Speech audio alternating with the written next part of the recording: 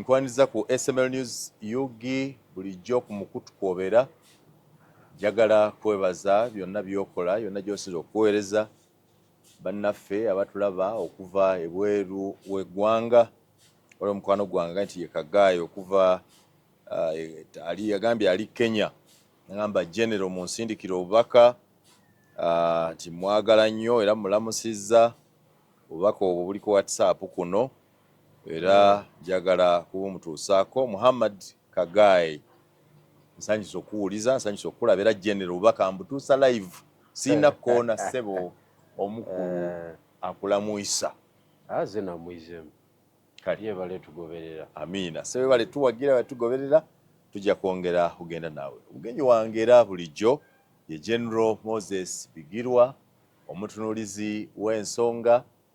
General Moses Bigirwa yatandika okusoma amateeka, is now a law student. Nabadde njogerako ne baprofesa abamusomesa naga nti Mr. Myango, shall have to talk to you on how to manage the guy. The man, don't worry.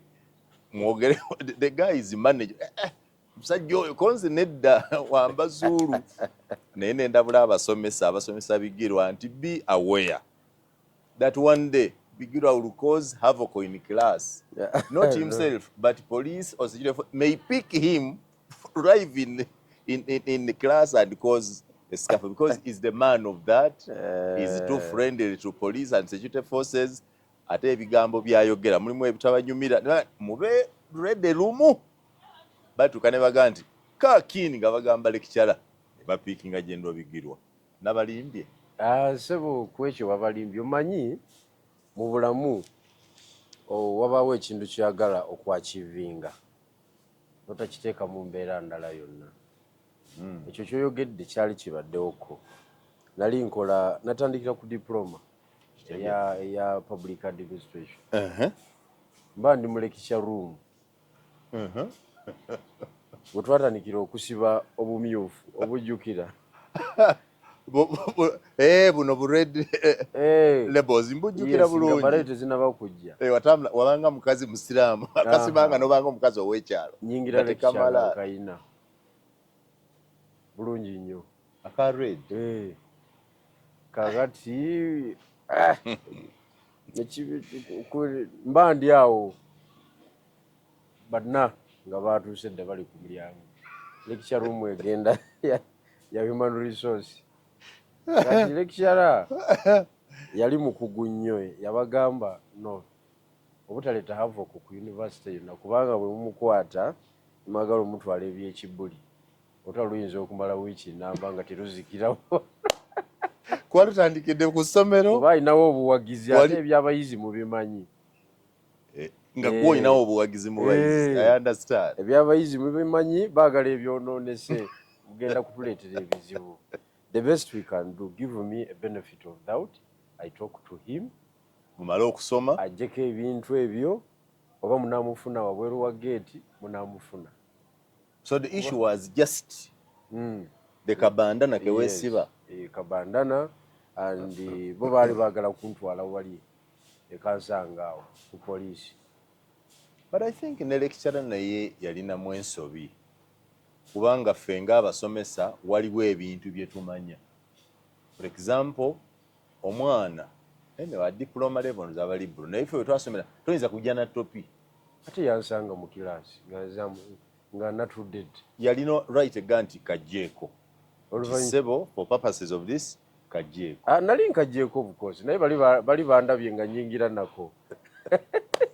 Nanga nteko muwe ekitiibwa kuba yali mukyala mutegeevu. Did they arrest you? No. Over the conversation and the explanation of the lecturer. Bakola tactical. Even outside. Even outside nafulumanga command. Lwaki yagala ebigambo by'abannamagye bakuleka mu tactical withdrawal? Yes. What kind of deployment? You know what that means? Tactical withdrawal. Yes. It means a disarmament. Tactical withdrawal is not that. They withdrew tactically because they were effecting arrest. Era peace nebeerawo. Ndowooza lecture ki yabagamba kyali ekituufu. But surely. But since then, up to now, I mean business. Wemba ndi mu lecture. Obeera mu lecture. Tewaba simu, tewaba ki, tewaba nsonga ndala. era ate nze ku university mbeera low profile. Nendowooza kati otegedde nti nkumanyi nnyo Ate ku lwaki? kubanga we nabalabulidde nti anytime it can happen ate byo nadde sibimanyi naye bwe kiba kyali kibaddewo anything that has a precedent can happen. No, asobola kiddamu ekyo ngenda nkula sobola kiddamu ekyo. I want to be a lawyer, my friend. You want to be a lawyer but you are still interested in activism. Yes, of course activism tayinza kunzigwamu naye alina platforms endala nnyingi nnyo si mu lecture room ate amba nekozeeko disservice ze kennyini. Okay, that's your. Why did you choose to do law?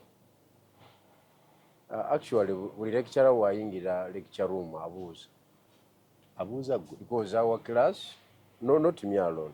Our class is a mature class. It's a weekend class, working class. Abantu bonna bali well established. Naye kati aba abuuza what was the inspiration okujja okukola amateeka. Kati for me I have two issues. One, mu family ye waffe yonna batabanyi ba muzeeyi wange ne bawalabe temuli lawyer. So you want to introduce the profession to the family? Yes. That's okay. We have different professionals. Medicine yo togimalaawo badokita tulina bangi bayinginiya tubayina n'abasomesa n'abataasoma abalemererwa okupanuwa. Kati I want to be a lawyer in the family. And then two, you know I am a politician. Yes. Nakizuula nti politician ayina legal brain is an authority in all fields. Kituufu bw'abanga munnabyabufuzi ayina ku mateeka. Yes. That is true. Tewali document Obama is a lawyer. Did you know yes that? And you see ndowooza olaba engeri yali atambuzaamu. Tambuzayo kintu tebakutomeza nnyo bano batekino tebakutomeza nnyo buli document osobola ogitaputa. And I still believe nti Katonda ajja kumpa chance mbeeko position nange gyenkola ki gyempangula nagenda okugiwangula nga yamu a complete public servant or civil servant, because even MPs they are public servants. Bakola ki bakola mirimu gya government bwe kiri. Yes, so saagala kutuuka eyo. Your focus is still on parliament and okubaako ekifo kyo. Parliament and beyond. I think what is beyond parliament? What is beyond parliament? Is the presidency. Hey, why not? Am I not a human being? The presidency is not for human beings. It is For yes. It has qualifications. Yes, I have a bachelor's degree in public administration. Actually, degree eyo gye nasoma buli muntu yali gisomye. Ayina interest mu public affairs because egenda deep mu management issues as a state. Take me for serious. Yes. Does it ever cross your mind that you can one day stand, not even be president, but stand for president? Actually, when malira degree ene y'amateeka nja kubanga I am the most qualified mu Uganda. Question back for president. I will be the most qualified academically n'ebirala okujjako simanyi financial status bwe naabeera. You get me. Does it okirowoozaako nti oyinza okuba president? Okay, if there was a chance, would you accept to be president? Never nice. No, because kati abantu nga gwe naali bayamba ntya bwemba sirina ambitions ezo because nawe wenyini weetaaga okuyambibwa bigirwa so kuba akafaananyi gy'ova egadumira eri wansi. Yes, we need a revolution. Ewaffe si wala okusinga ewammwe, but what I am looking at osala busazi kisenyi kiri ng'oli buyende oyita wali nawaikoke ebyo tugamba over ambitious. The ambition to become a member of parliament is okay. The other one I would expect you to do is maybe to get into the okwesimba ku yala parliament ya East Africa. I would support you actually if you did that. But for you to estimate, even think about omuntu yenna gw'owuliranga ng'ali ku ranka ya general manya nti he holds presidential ambitions. My brother, even Zoganya is a general. Soko obireke bali abaana batabanyi bange I said never commissioned them. Never kuwamba. It is good. General yenna atalina ambition z'awa president aba si general.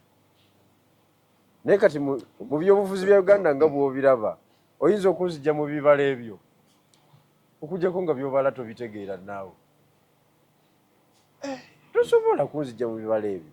Not because nti obwa MP bukyagaanye. Okitegedde? Yes, bukyagaanye. But let me tell you one thing. Let me give you a local reference. Mulyanyama omumanyi? Mumanyi.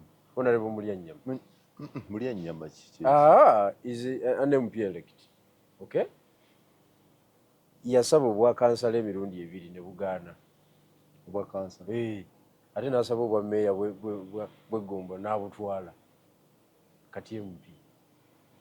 So, ebintu bisobola okugaana ku kafo akatono nekikwatayo ku kinene.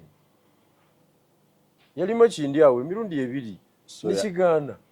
So ambition yo ey'okusoma amateeka kwe kweteekateeka obulungi kubinajja mu maaso. Kubinajja mu maaso. Nga mubinajja mu maaso n'obwa president bwe katalijjirira oyinza okugeza. Anti omanyi lwaki Simon? Simanyi. I told you 3 things. Nti okusinziira ku current situation, political situation eriwo. Tetumanyi kinaddako. Our politics is not structured. True. Kati mweye embeera, anything can happen. Tugenda kudda mu mbeera ya 79-80. The Binaisas bajja ne bakwata ekintu. Yali takisuubira from nowhere. From nowhere. Yali takisuubira. Agenda okulaba nga circumstances eziriwo nga zimuwadde ekintu. N'akwatamu. Abakuba mugezi yali akise bakiraalira. Kyamulema okusiba. Kyamulema okunyweza. Wa myezi 9 yaweza omwaka. Mukaaga oba teyakisiba, teyalina magezi gakisiba, yandikiremeddemu. Kakati eby'omu Uganda bwe bityo ebibeera because tetumanyi kiki kiddako. Tetumanyi General Museveni agenda ddi, tetumanyi ensonga kyemutwala, tetumanyi ani amutwala. Ebyo ebintu ebisatu.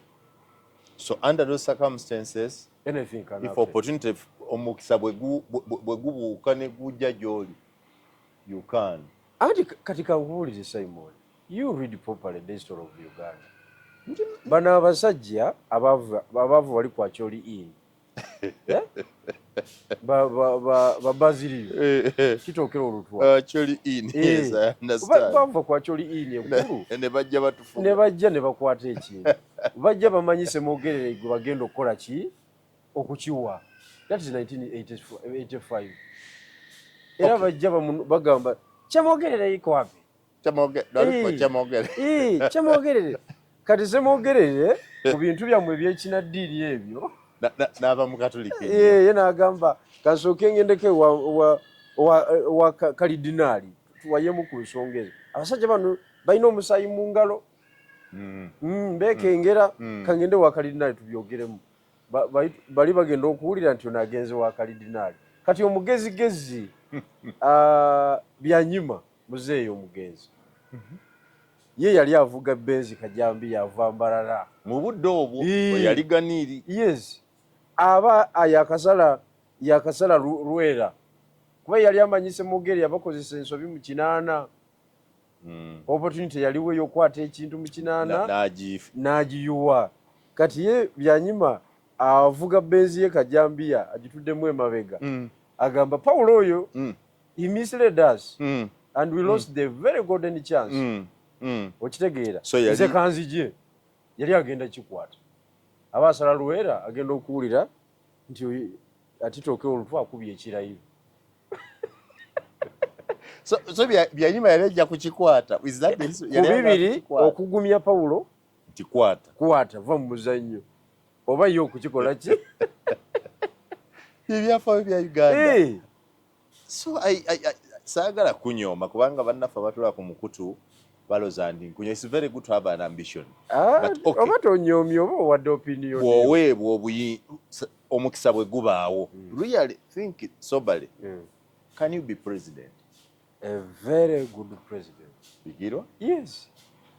Can you be president? Anti ebikola presidency tobimanyi.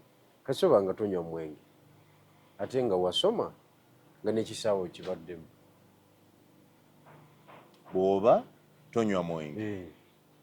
Wasoma. wasoma ng'olina ne ka experience ak'ebyobufuzi tewaliwo wano mpiki ekulema kukola ki kuzannya kubanga nze kisayi ky'ebyobufuzi nze ndya byabufuzi byeneebaka byensiibamu ne wano wenyiwe tuli wano tuli byabufuzi oli mu byabufuzi tuanalyzinga public issues kati ate ng'ozinkwasa ate nga nzira mu kutagala kaninde Simon oyo atuuke yanangumya siyinza kulinda siyinza kulinda African politics muti gugwira aliwo bw'oba toliiwo nga bagusaze osanga guli wansi gugwira aliwo. That is the new of you badde simanyi nti okirowooza nako kwali kyonati kinga nti kati muyanga tusuubira nti muyanga osobola okubeera seeka omulungi osobola n'okusaaza muyanga kutuba ogisobola really mwendowooza bwentyo ndaba ngamba I overestimated myself kati ne bwe nyingira obusiraamu kati kitwala bbanga ky'okubiyiga ntuuke nange okubeera eyo line eyo example gy'oleese si ntuufu kubanga yakugenda mu ggulu. You don't need to mess up. But with the power, there is no guarantee. You can mess up. That's what you're saying. You can mess up. You can mess up. Naye ng'okikutte. Bikirwa. Wegomba ekintu kino. Now I know. I don't know lwaki bakakwata emirundi 44. Ekintu kino okyegomba. But it's not bad. Okuba ne ambition n'abantu nga bwe bali. Although me I think that being president of Uganda now after Museveni is an uphill task. It requires extra competencies. Museveni engeri gy'atufuzeemu tewali mulala agenda kufuna mukisa kutufuga bw'atyo. Ebbanga ddene tewali. Si bbanga. Ebbanga emyaka 4 tewali gwe tugenda kukkiriza. Niwe mbanga nze akikutte temuzikirizanga. Batwalana. Naye bwe mwebaka nze ntibakwata.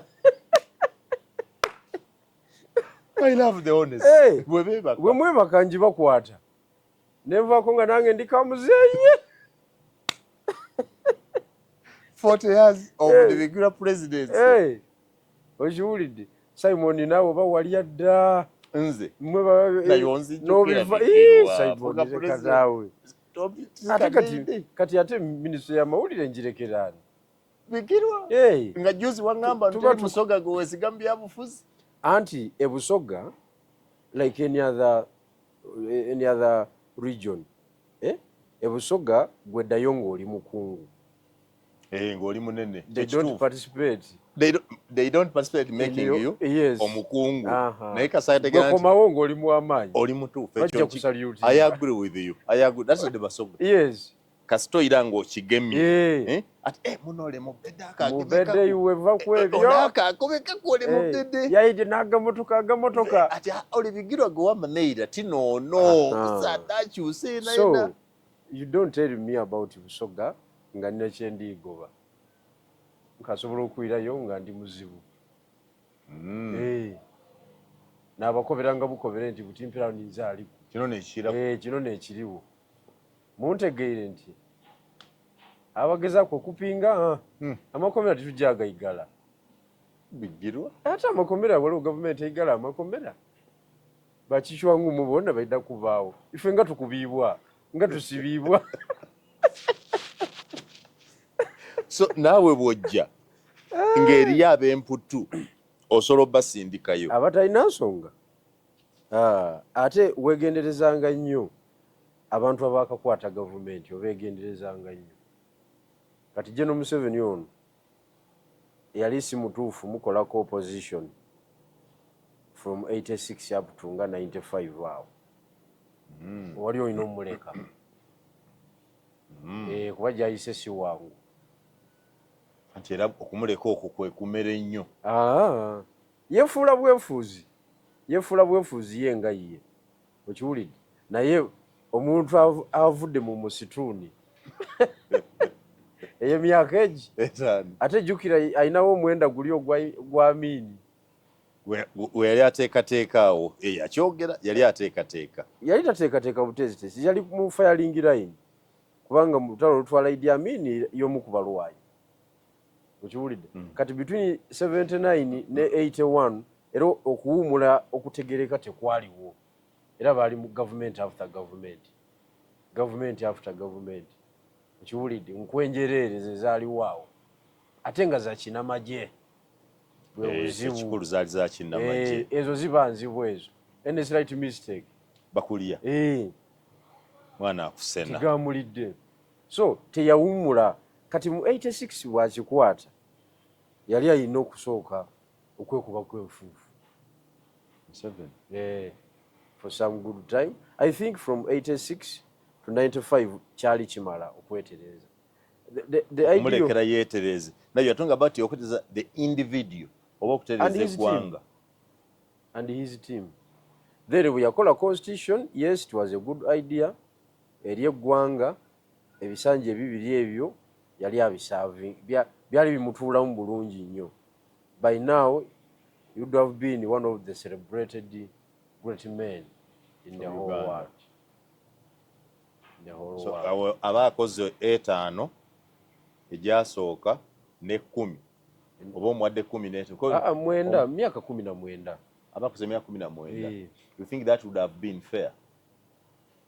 That is sufficient time in leadership okujjako ebyaffe byekifiriki oba okyakola ki oba okyanyumirwa okyali muto oba okyanyumirwa era kyekyo bye twaddamu eno gye tuli waggulu naye kyonna kyekiri tetulina kyakukola tusala busazi magezi okulabika nga either tusaba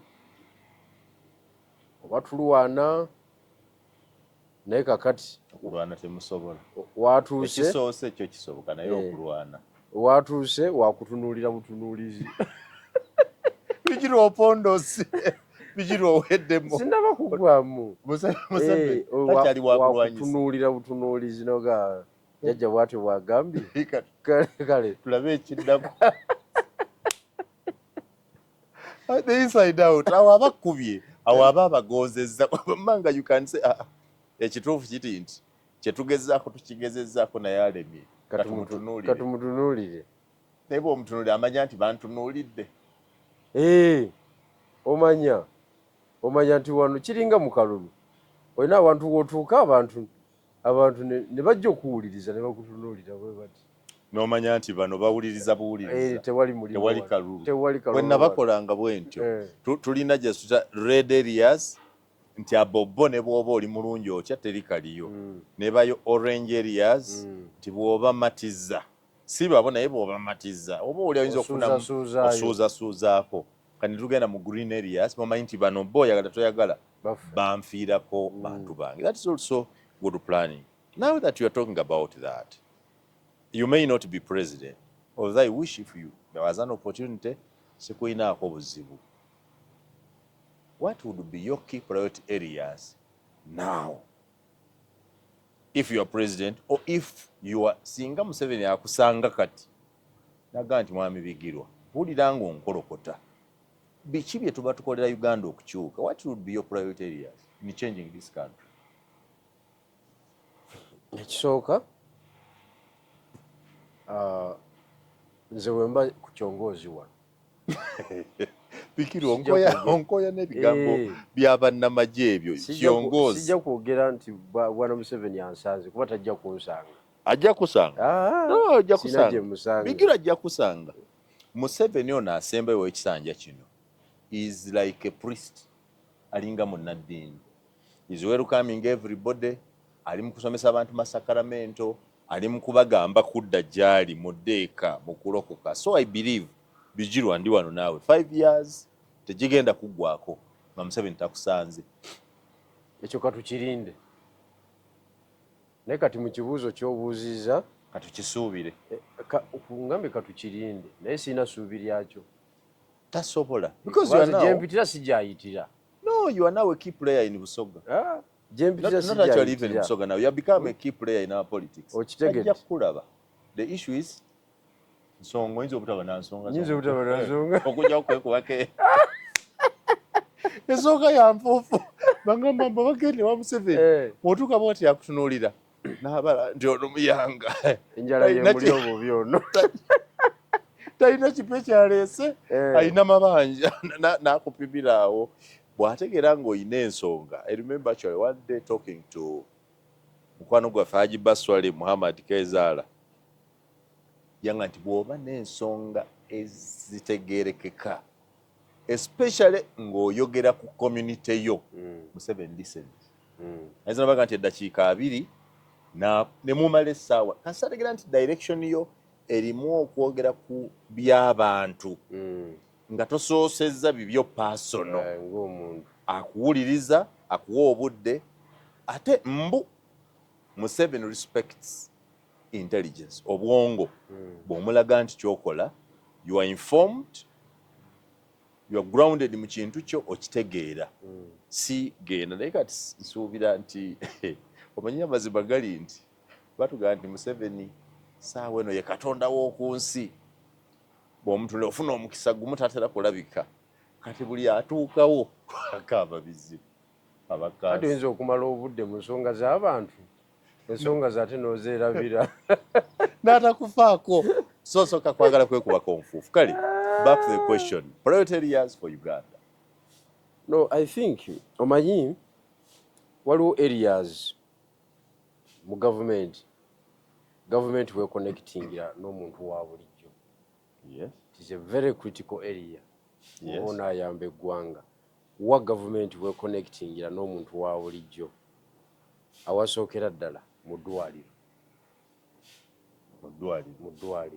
So you would prioritize health as area number 1. Omuntu lwagenda mu ddwaliro Kamuli General Hospital eririko government of Uganda n'amala 6 hours nga tali attended to, agenda okubeera attended to ne bamuwa akabaluwa nga kakiiti kowandiiseko ensonga zo asale ekkubo agenda agula eddagala government asobola gifiiringa nti kweri kituufu. I agree with you. That is the practice. Kituufu mu byobulamu byaffe. Mu byobulamu byaffe. Waliwo kinene nnyo kubanga nejjuzi mbadde mu ddwaliro ejjinja wano kye baasobola okunfundako ndowooza gwali musaayi newunya bampa omusaayi nga tebanzigyeko ssente basooka gubuze tegulabika but later ne bagumpa ebirala byonna Jinja Hospital yasigala kuwandiikira. Waliwo ne ke bayita akatambuzo blood transfusion kalinga ka top ke bayisaako nali sibimanyi nti ak'amazzi n'ak'omusaayi byawukana nga agenda ogule ak'omusaayi n'akaama. The truth is government hospitals kati kyosobola okufunayo ekikulu bukugu bw'abasawo nakuwandiikira. That one I witnessed. There is virtually nothing. Maybe the space nti weebake wano ne bakuwa ekitanda abamu n'ebitanda tebalina. Kati nze wali Kamuli General Hospital natwalawo Fanta azaale 2024 we yazaalira baby waffe, but I'm telling you embeera gye nalabawo abantu abawangaaliddewo ebbanga lyonna bali bubi kubanga nze buli kintu nakigula wabweru, buli kintu n'ekiveera eky'3,000 nakigula wabweru. Nakiraba. I had the patient just 2 weeks ago in Jinja Hospital. I spent 2 days in the hospital naye nga n'abasawo nabo mbasaasira kubanga kanti mwemuyanga ekyo twenda okukuyamba ekizirawo. You know, abantu okutuuka casualty ku emergency section of Jinja Hospital abatuuka ku emergency ebitanda ne biggwawo ne babeebasa ku seminti awo wa wansi awali kirero ekigenda munda mu ddwaliro. So that's a valid point. Eri very critical mu bulamu bw'omuntu era yeetaaga budget y'amaanyi ne monitoring y'amaanyi.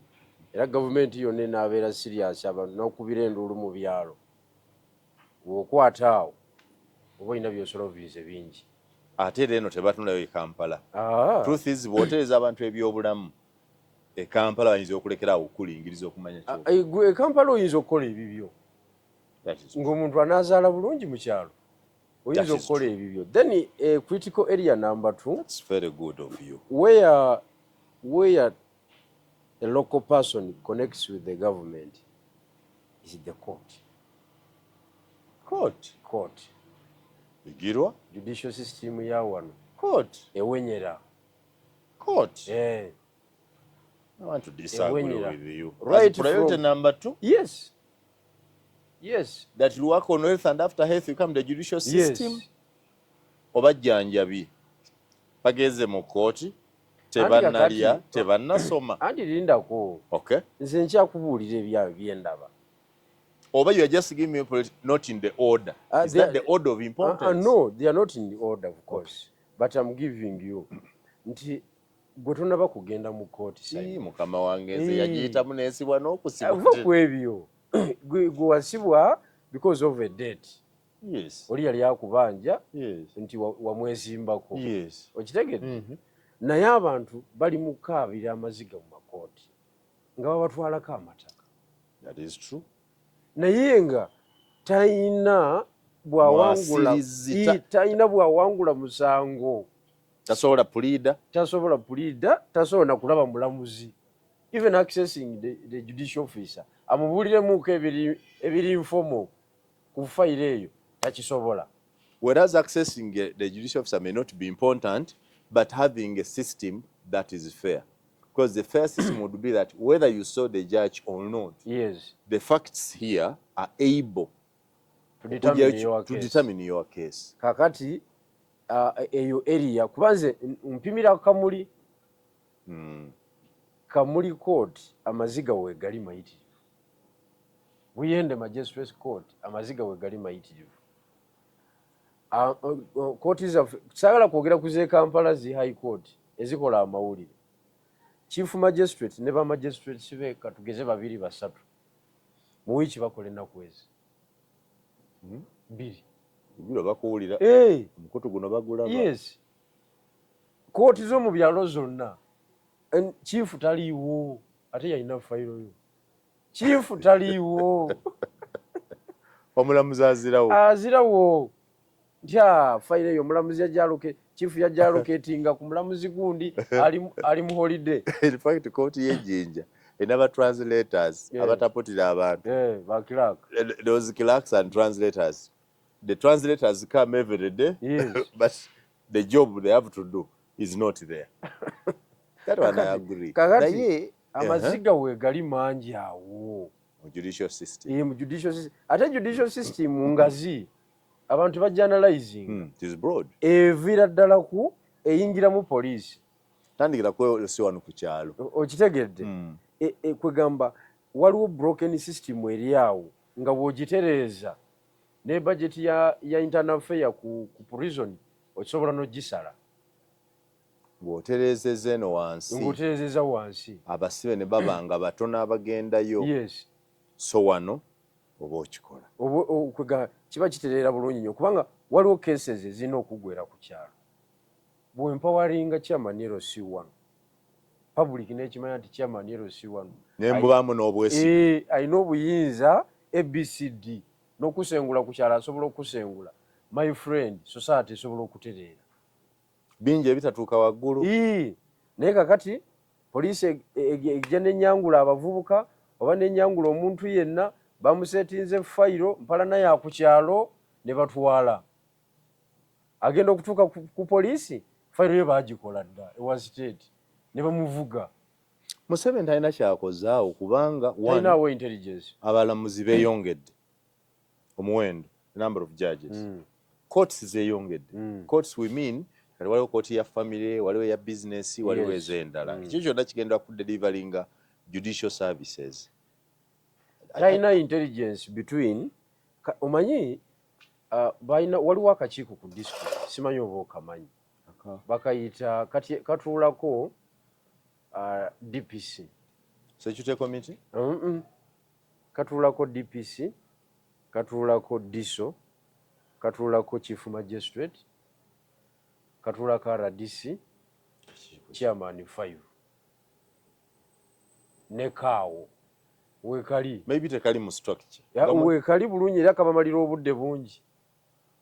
RPC waba atuulamu ekyo ekitundu waliwo kakomiti akalala ke baateekawo kati kakomiti ako kakola syndicate in the case of Kamuli abagagga b'ebikajjo baba baagala abakozi bagenda okutunula katuulako ne osi wa prison mu kitundu bagenda okutunula naye nga baagala cheap labor kakati kye bakola nga bagamba DPC yola I am telling you these are the syndicates going on the ground. I am giving you the case of Kamuli because they are on my fingertips. Omanyi kye kitegeeza ne bagamba DPC tuyolereyo ku bavubuka mu mbeera yonna najja n'ayisaamu egaali n'ayoola nga nkaaga idle and disorderly n'abatuusa wali ku police of course abagezigezi abo abazannya amangu 12 bavaamu n'afulumya nga 15 n'asigazaawo ngaana n'abambusa final sanction okutuuka wali remanded 3 months. Jukira omusibe ali ku remand mu mateeka Prisoners Act takkirizibwa kulima oweka muli alima Bigiro. I am telling you me I am a national leader I am a resident of Kamuli mu bulongozo nze ne bwe bansalira saalima yagala kuwaayiriza wali exception bali bakumanyi saalima nti you know your rights saalima ng'ojja bakola ki naye nga nange abayero naye Bigiro gavumenti banyambaza empale n'essaati yayire ya prison. Jesus, oh no. Ate no gwe baakusalira gwe wali supposed okulima Bigiro. Because wali convict wali property ya government. Yes, I was convicted. Yes. Sure, I was convicted. Kakati ali ku remand because of okyali suspect. Tolima. Toli supposed kulima. But Kamuli. Nkoseze Kamuli as a case study. Ku makyalo olebe etuuse. Nga bali abagagga b'ebikajjo. Batwala atutte 8 atutte 10. Atutte 15 nga bayingira sugarcane plantation. Etteeka likukkiriza okuddira omusibe oyo ali ku remand ogenda okutuma ebikajjo. That's number 1. Number 2, etteeka lya prison likkiriza omuntu ogenda okukolera private person. Bano ne bakola ku prison farms. Private farms bazikolako nnyo. Ate ku musibe atamanyi rights ze it's a blessing in disguise. Abafunye kakisa okufuluma ku komera wabweru yamuteeka ku kaloole n'alaba ku nsi nakyo kikulu. Kati gyagenze eyo n'afunayo ku kiwogo n'afunayo ku kirumonde n'akomawo ne kago natuuka mu komera ekirinnya ng'okkirizibwa okwereetera emmere. Yes. Infact nze nalya kalibani nga bandira akaloo kange sebo osobola n'okupangisa omufumbi nalimu akasente kange nampa omwami bamuyita David Lubogo nga ye mufumbi wange komera. Gwe wali planned prisoner. Bigirwa no. What is that? Yes. No. Planned prisoner. Wali planned prisoner. But I'm giving you areas, critical areas. That's very okay. Omuntu kati zotaawuluzaako omuntu n'afuna ku buweerero. So you want to tell me that government temanyi illegalities ezo? Once, because government is a system. Wansi ekimanyi kubanga government y'oku district nkugambye ekola syndicate eyo. Prisoner oli osi olumala okufuna sente mu bagagga b'ebikajjo zitambula offices zino. Bigiro. Simon, bino oba tobimanyize kama. Nze ebyo mbadde sibimanyi. Era bw'oba osobola bituuse wa jjajja bituuse. Jjajja ntuukayo. Jjajja wala. Naye akuba nti ye jjajja tayagala kumanya biri wansi. That's priority area number 2. You would touch our judicial system after our health system. Judicial officer yenna ali ku level y'omulamuzi. Either grade 1 by saa 2 kitundu alina okuba nga ali mu office. Agifulume 11. Eyo government yabigirwa. Kubanga ogenda kusosola sente ki empitirivu. Naye abantu babonaabona ku makooti mu wiiki omulamuzi n'alabika omulundi ogwo gumu omuntu atambudde okuva mu byalo kati kiringa omuntu wanaavu in the case of Kaliro kyalo ki kyommanyi ekyewala eri okujja ku magistrate court Kaliro Kibuiza ozwa Kibuizwa ozwa Isalo ozwa na Wampiti olina abavuze buvuzi bajaji ebe mukubyeji yes long distance so yeetaaga okusanga service gyagenda kati yo area nze mba nnogiwa ku muntu wa bulijjo bakoseza ddala mba nnogiwa obudde and then the question of education is very important. Education yaffe nga tunabana kutuuka ku syllabus ebyo tusoma biki olina okumakinga sure nti infrastructure y'okusoma weeri. We fairly have that. Somehow not. The inside out ndine General Moses Bigirwa agambye nti yagenda mu mateeka kwongera kuyiga nga munnabyabufuzi. Bigirwa agambye nti omukisa bwe gubaawo asobola okubeera president wa Uganda. Ndi mu kwagala kutegera singa omukisa guba nga ye president biki byakola. Akagambye nti asookera ku byabulamu bwagenda n'atereeza ekitongole ekiramuzi tuli ku byanjigiriza. Kiki kyolaba ekitaliiwo?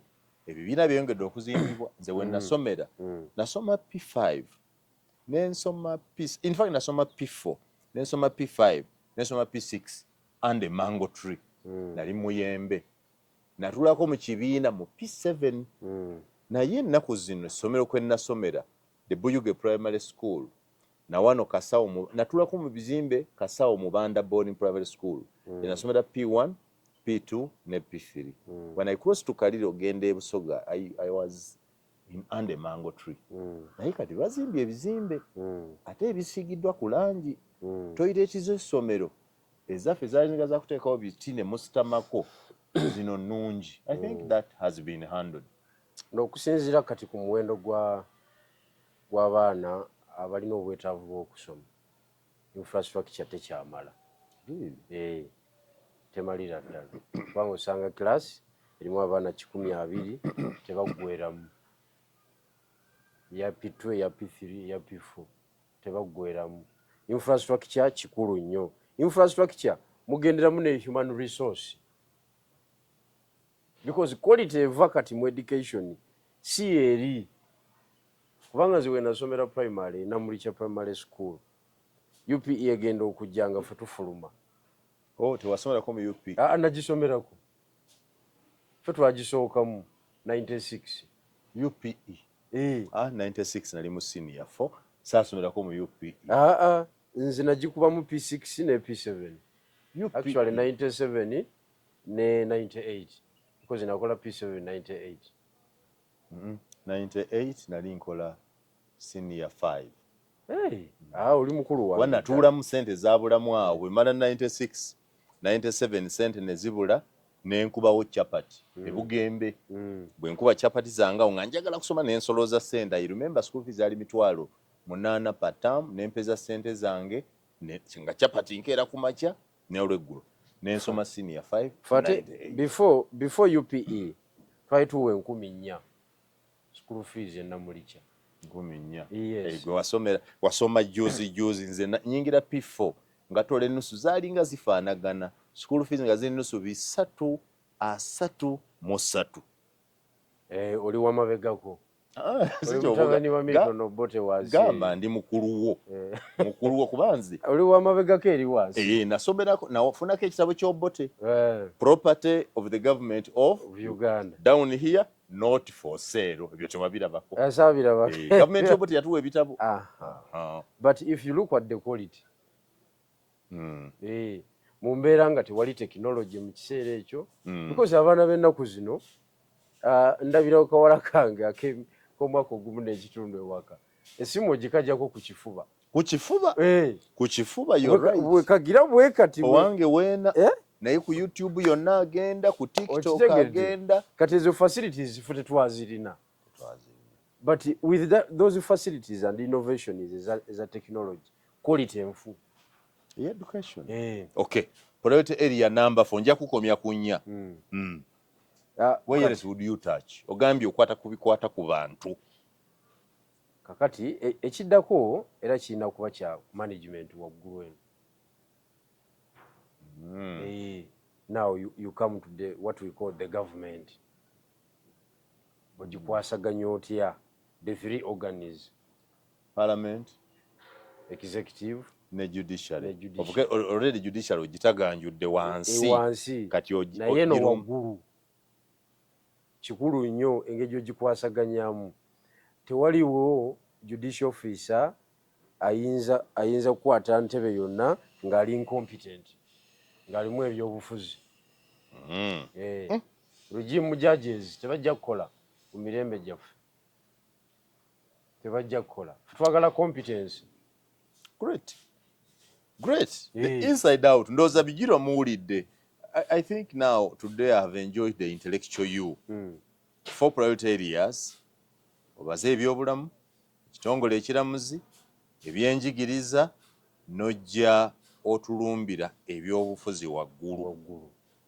Byonna obikoze. Tondaze muntu wajja ssente. Omuntu wajja ssente. Olazenga government y'okugaba buli kimu kitereeza omuntu. Anti omuntu wajja ssente kasita otereeza eneeyisa ya gavumenti mu nkola y'emirimu. Factors nyingi nnyo z'oba otadde wansi. Because mu neeyisa ya gavumenti kitegeeza kwandolinga corruption. Gwe bw'okwata office ng'oli incompetent kitegeeza corruption yakuyamba. So bw'ogikwata ng'oli competent kitegeeza naye togenda kubeera incompetent muki? Mukyogenda okukola. Oli ku merit. You know what to do. You know what to do. Yes.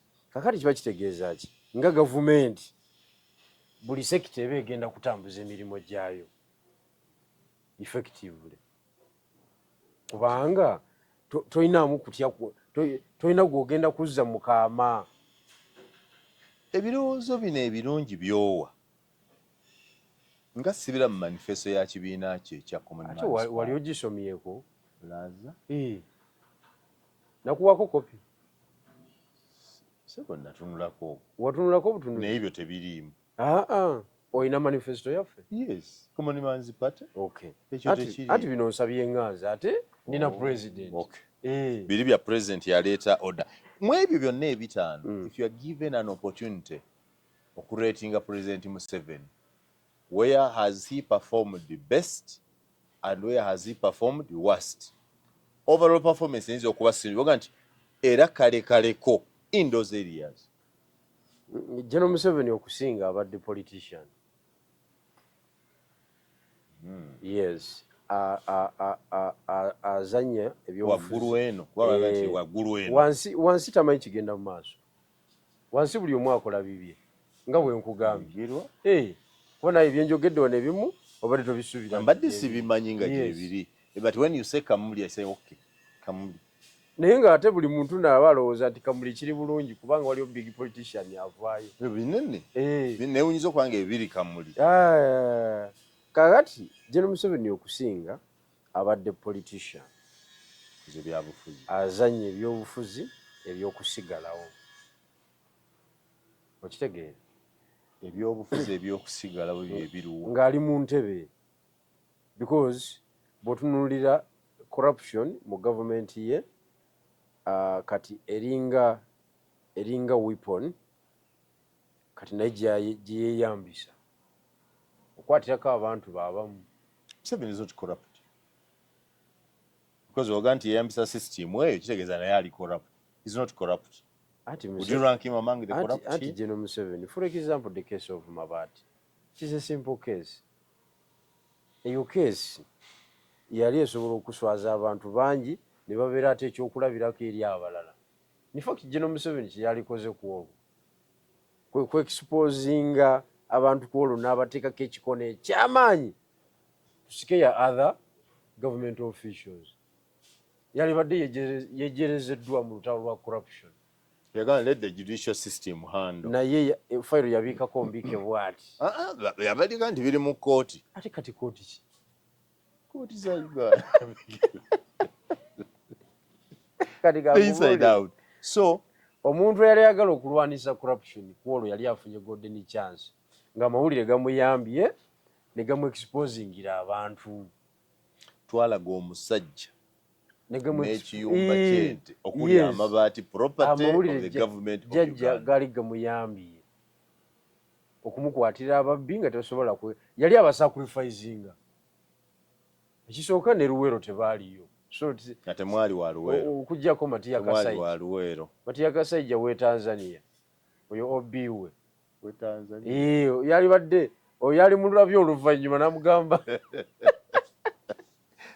kankusootinge n'agamba kkiriza kino kigende mu maaso nja kukusootinga bwenti kati n'abanga olutalo lw'obuli bw'enguzi alulwanye once and for all gomanyi kyekitegeeza okugamba nti bakabinet minisita baali bawera bataano omanyi deputy speaker waako amabaati gaali deputy yali deputy by then I think yali deputy ne omukulu yali tanafa gavumenti yandigudde kubanga seba amabaati teyali gudde amabaati gakwata buli wamu gakote mu parliament omanyi nga amabaati gayogerako ne ku Nabbanja anti abo bonna negogera ku minister wa finance imagine ogandi minister wa finance yabba can you imagine anti oli mu kugema kutaasa ekitibwa kya gavumenti gwolowooza lwaki kati kankuwa ekyokulabira kensinga Cuba Fidel Castro bwe yakwata ekintu yakwata talina blessing ya US ate nga yebinywera waawo nakati baliko sanction kituufu naye Fidel kye yakola ne tiimu ye kukola tteeka ku zero tolerance on corruption because baali bakimanyi nti sente za gavumenti we ziba teziri mismanaged zijja kubeerawo ezinaakola ebintu ebyaki ebigasa abantu n'olw'ensonga eyo ffena tuziggyeko engalo getukolera abantu batambulayo emyaka egi nebabawo senior comrade alugwamu katugeze ng'otafiire owawano otafiire bagimuhweza abo ne gumukuba ogwa corruption high command netuula high command wetuula negamba naye omusajja gumukubye naye waffe nnyo omundu yagikuba mulwanyi tukoze tutya okumanya nti mu nsi mulimu abasajja historical ye kennyini kubanga etteeka lye baali bakoze lya kalaba ye kennyini ye Federo yali ayise vivi n'agamba naye tufune kye tunnyonnyola abantu naye ono waffe ye kennyini n'agamba naye mukkirize muntwale ku City Square mbeera ekyokulabirako eri abalala abalijja Comrade Fidel Castro weerera abaana bange n'agwesalira ne bamutwala mu City Square ne bamutwala ne bagamukuba amasasi okuva ku olwo 19 oba 64 paka olwaleero mu Cuba teri muzannyo era bakimanyi bakimanyi kati omuntu ng'otafiire n'ogamukuba ku City Square ku corruption baga nti olaba akubye otafiire ebuyende waliwo addamu okuzanyira ku buweereza bwa gavumenti kati omutuufu okutiisa kiisa okukange kugenderamu ne sacrifice ku bantu bo bennyini kakati bano baminisita abataano jjajja yali afunye golden chance kisoka nga public eri ku saidi ye abasajja ne amabaati minisita omulamba amabaati yali alina okuba embarasinga mweyo embeera n'asobola okugema abala kati tewalizemu kufuna muntu azanyira ku buweereza bwaki bwa gavumenti gw'omukisa jjajja kenyini yagutta so wakoze obulungi kubanga nakubuuza nti mu ebyo byombaze wakoze obulungi noga nti akutteko waggulu naye ate tulaga nti akutteyo bulungi ate olaga corruption kugambye abadde politician abadde a student of Machiavelli era bw'oba omusomako omusomera mu layini eyo a student of Machiavelli yamu implementing almost 85% Machiavelli bye yawandiika kakati wansi eno buli muntu alina office katuddemu abaagamba siina gye ndaga kuba waggulu nayo tewakyuka. The Inside Out, the General Moses Bigirwa. It's been wonderful sharing ideas Bigirwa ku ngeri gy'alabamu eggwanga nti give an opportunity bw'ati wasobola okutambuza eggwanga, naye musuubiza era njagala kweyama nti nze bwe ndifuna omukisa ogutuuka ku jjajja ngenda muga nti waliwo Bigirwa. Yogera bibyo. Yogera bibyo. Nze nakugamba wano kankiremu ku kamera. Siina muntu ava Busoga bwe ngatta naye ebintu bya jjajja. Kale ne mugamba sibe ne nkuyita ngamba Bigirwa gye obona omusaala zine. Gwe tomugambanga. Waba ndaba ali nkubira essimu waba alaba Bigirwa nno. Ekyo nkikugobyemu. The Inside Out. Kwesema news Yugi. Katugere katono mu birala naye tumulemu katono ne Bigirwa ono.